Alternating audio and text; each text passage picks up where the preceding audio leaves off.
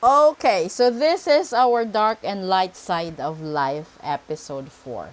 So this is the tarot for our dark side of life, no? E dito natin malalaman ano ba yung mga bagay na naging bahagi ng madilim nating kinabukasan or madilim na nakaraan or madilim na kasalukuyan. Ito na tayo So taro. Kukuha ako dito ng isa, ay tatlo nga pala. Di pati tuloy ako, nagulo na. Ito naman yung light side of life. Ito naman yung mga bagay na nagbibigay sa atin ng kasiyahan, no?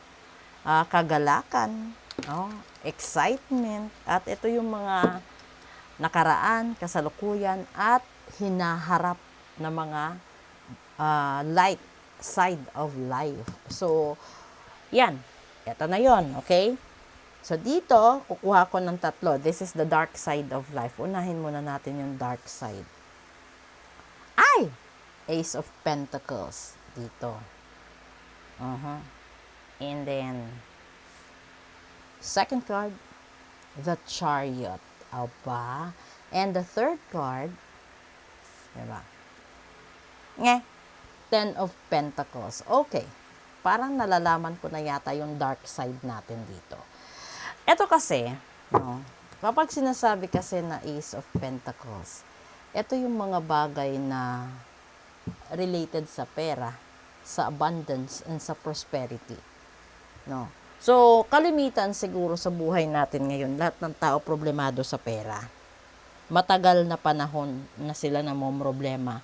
At taon na or mga taon na ang nakalipas dahil siguro sa pandemya na hindi naka-recover, 'di ba? So, dito 'yun. Ito na 'yun, no? Tapos etong the Chariot is kailangan mong tapusin ang problema mo at magsimula ka ng panibago dahil yung gusto mo is etong Ten of Pentacles is andito yung prosperity. Ito yung buo ang pamilya mo, harmonious kayo, no? Lahat kayo nagbe-benefit sa mga dapat magbe-benefit. Pero ito kasi yung dark side ng buhay natin. Ibig sabihin, ito yung mga gusto natin noon na hindi natin nagawa.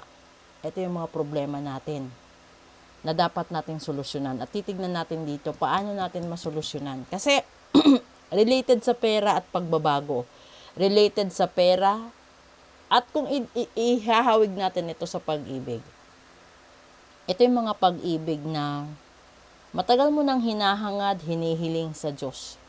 Pero hindi mo kayang bitawan yung nakaraan, kaya hindi ka rin makamove sa kasalukuyan.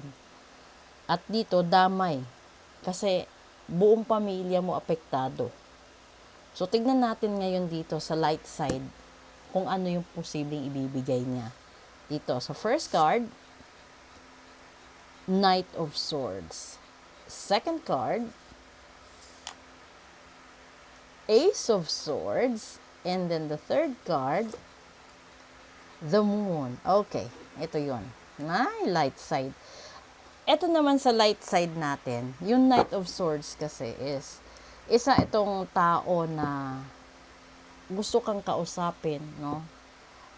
Magkakaroon ka ng panahon na makakausap mo siya. Ilang linggo lang simula ngayon. At dito sa Ace of Swords, malalaman mo straight yung katotohanan. Walang halong sugarcoat o walang halong dagdag bawas sa salita.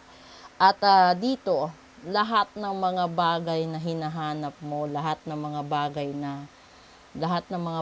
na naririnig mo galing sa mga marites, sa mga taong nagbibigay sa iyo ng hesitation, duda, lalabas ang katotohanan. So, ito yung bright side sa buhay. Na kung dito, namomroblema ka sa pera, sa pag-ibig, hindi mo kayang i-let go yung nakaraan, kaya hindi mo rin kayang umpisahan yung panibago, damay buong pamilya, damay buong plano mo. So, ngayon, yung bright side is, may isang tao na magbabalik sa buhay mo. Kahit ito'y taong matigas ang ulo, pero lalabas ang katotohanan at kaya niyang ituwid yung mga maling nilalabas na mga chismis.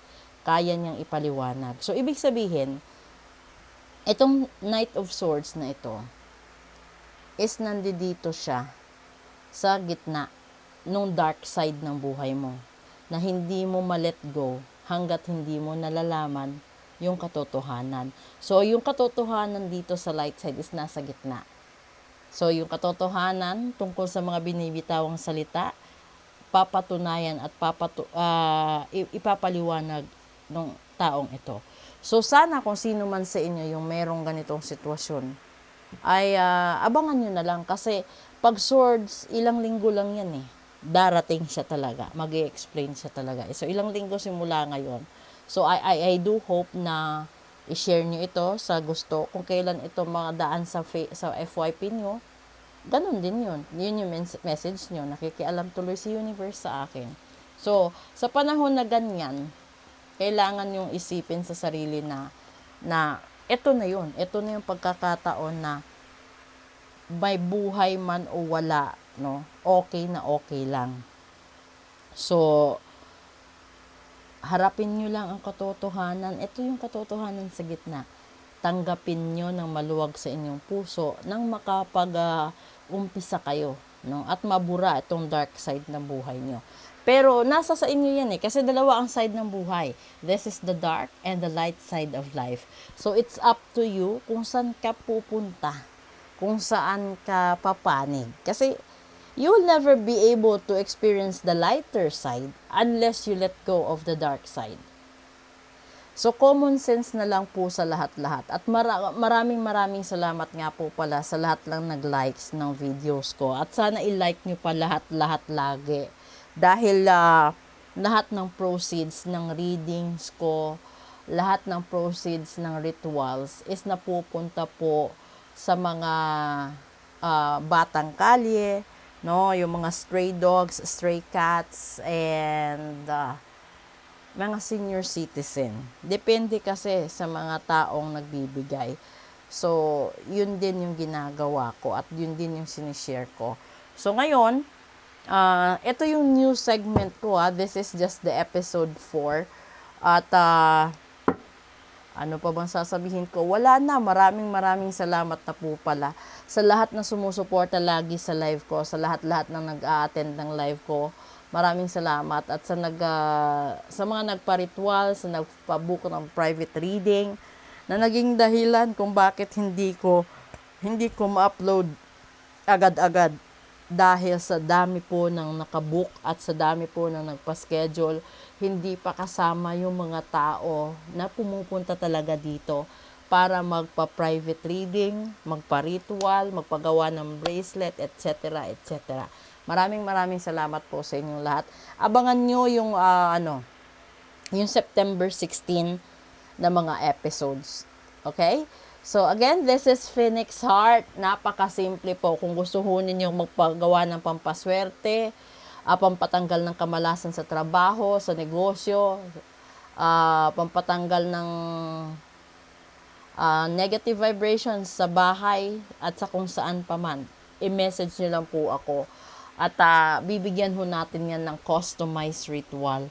At sana lang ho, kung bibigyan ko po kayo ng advice, no? Lalong-lalo na kapag nakikita ko yung mga predictions sa inyo, huwag nyo namang ibaliwala. Kasi meron akong nabibigyan ng payo, meron akong nabibigyan ng mga predictions na nangyari. And then, nung nangyari na, bumalik sa akin at sinabi, ba't di ko daw siya pinilit? Hindi ko naman pwedeng ipilit sa inyo yung prediction na nakikita ko. Kaya siya sinasabing prediction. It's for you to have a guide on what will happen in your future. Kasi minsan, sa prediction ko, talagang sinasabi ko, ilang araw, ilang linggo, no? May mga ganun eh. Sinasabi ko, so at least alam mo. Pero kapag hindi ka nagniwala dahil hesitant ka, o nagdadalawang isip ka, nasa sayo na yon. Pero ang mahalaga, nasabi ko. Di po ba? So, magandang gabi po sa inyong lahat. Maraming salamat po talaga sa suporta ninyo. Naway matulungan pa po ninyo akong makareach ako ng maraming followers at likes. Thank you. Thank you and God bless everyone.